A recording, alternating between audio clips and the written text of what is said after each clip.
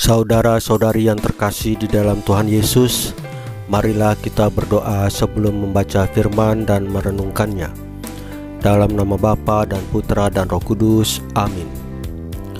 Bapa kami yang ada di sorga, dimuliakanlah namamu, datanglah kerajaanmu, dan jadilah kehendak-Mu di atas bumi seperti di dalam surga.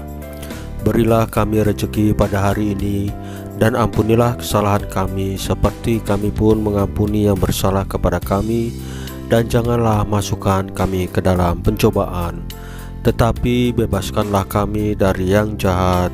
Amin. Dalam nama Bapa dan Putra dan Roh Kudus, amin. Inilah Injil suci menurut Markus pasal 10 ayat 17 sampai dengan 30, dengan perikop orang kaya sukar masuk kerajaan Allah. Pada suatu hari, Yesus berangkat untuk meneruskan perjalanannya. Datanglah seorang berlari-lari mendapatkan dia, dan sambil berlutut di hadapannya ia bertanya, "Guru yang baik, apa yang harus kuperbuat untuk memperoleh hidup yang kekal?" Jawab Yesus, "Mengapa kamu katakan aku baik? Tak seorang pun yang baik selain daripada Allah saja. Engkau tentu mengetahui segala perintah Allah.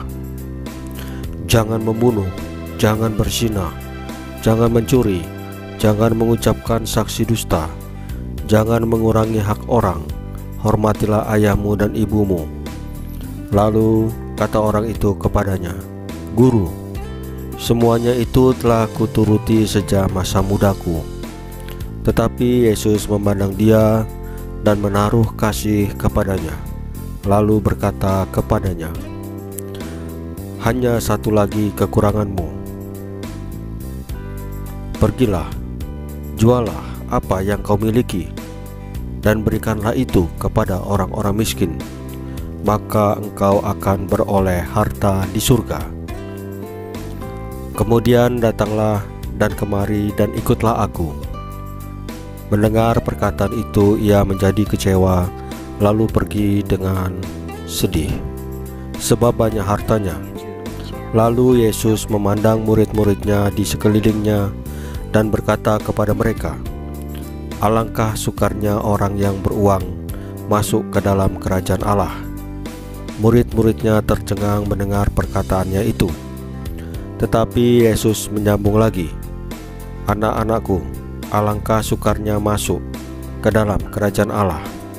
Lebih mudah seekor unta melewati lubang jarum daripada seorang kaya masuk ke dalam kerajaan Allah."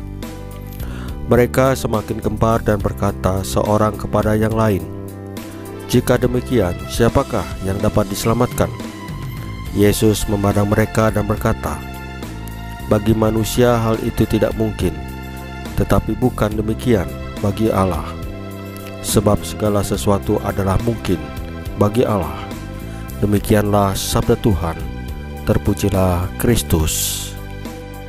Saudara-saudari yang terkasih dalam Tuhan Yesus, pada hari ini kita mendengar pernyataan yang kontroversial.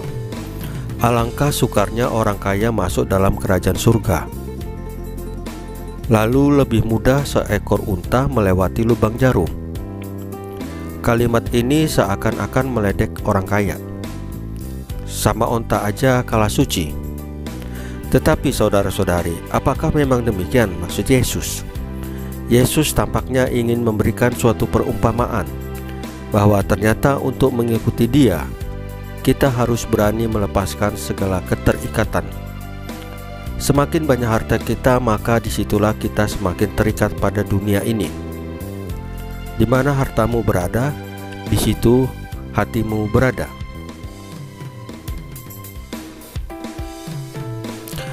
Harta bisa menjadi penghalang bagi kita untuk mengikuti Tuhan. Harta bisa menjadi penghalang kita untuk masuk surga kalau harta itu digunakan untuk menikmati dunia ini dan bukan mencari harta surgawi. Tetapi harta bisa juga kita pakai untuk mulai membangun rumah kita di surga. Berikanlah hartamu kepada orang miskin. Di balik setiap harta yang kita punya, pasti ada jatah orang miskin dan orang yang berkekurangan. Maka kalau kita dikarunia rezeki yang cukup oleh Tuhan Yesus, sikap batin yang paling tepat adalah kita tidak boleh terikat. Jangan sampai bersikap seakan-akan harta itu akan kita bawa mati. Kita mati tidak membawa apapun. Saudara-saudari yang terkasih, marilah kita berdoa untuk menutup renungan hari ini. Dalam nama Bapa dan Putra dan Roh Kudus, amin. Tuhan Yesus, bagi Allah sesuatu itu adalah mungkin, tetapi bagi manusia banyak hal yang dalam pikirannya tidak mungkin. Terima kasih Engkau memberikan kekuatan kepada kami, bahwa Engkau Tuhan Yesus adalah menjadikan apapun dalam situasi apapun menjadi semuanya mungkin, karena Engkau Tuhan dan Juru Selamat kami.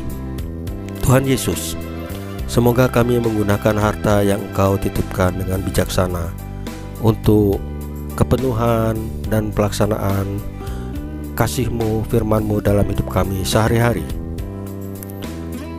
Salam Maria, penuh rahmat, Tuhan sertamu. Terpujilah engkau di antara wanita, dan terpujilah buah tubuhmu Yesus.